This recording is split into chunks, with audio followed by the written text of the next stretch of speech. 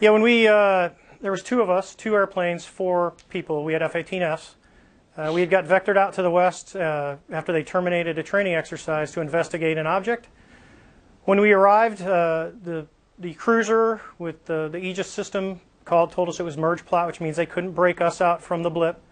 We started looking around, and as we both looked out the right side of our airplane, we saw a disturbance in the water, i.e. like a seamount where the waves are breaking over the top, so whitewater, and a white object, oblong, pointing north, moving erratically left, right, north, south, up, down, all around.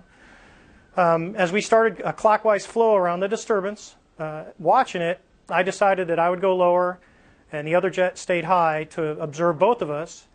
As I got to about the 12 o'clock position, the object started to mirror us, so now we're both in a clockwise flow, opposite circles. The object is lower than me, I'm above him, and I'm looking at him with my eyes. We get all the way around the circle as I'm descending, so now there's probably about maybe a 2,000 to 3,000 foot difference between us in vertical. And I'm at about the 8 o'clock position, and the tic-tac is at about 2.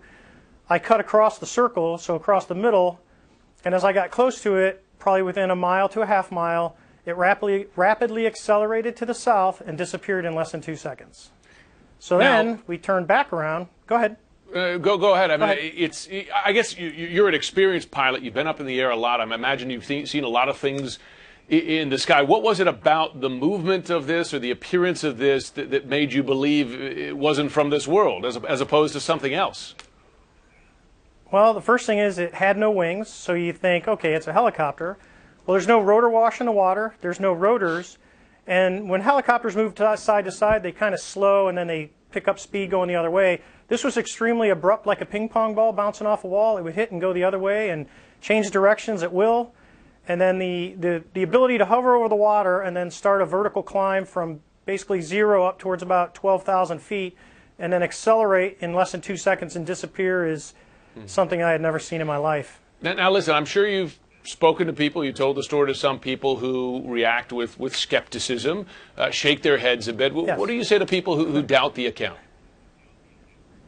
Well, I think it's easy to doubt what we can't explain, but when you actually see things, and this is not the first account of someone seeing a UFO, but in this situation, you're talking about 4 people, all eyeballs on, ranging in experience from relatively new in a fleet squadron, which is VFA 41, to myself, who had over 16 years of flying and well over 3,500 hours nonstop. So I would argue that it wasn't a weather balloon, it wasn't a flare, it was an actual object that we tracked, we looked at for somewhere around 5 minutes before it rapidly accelerated.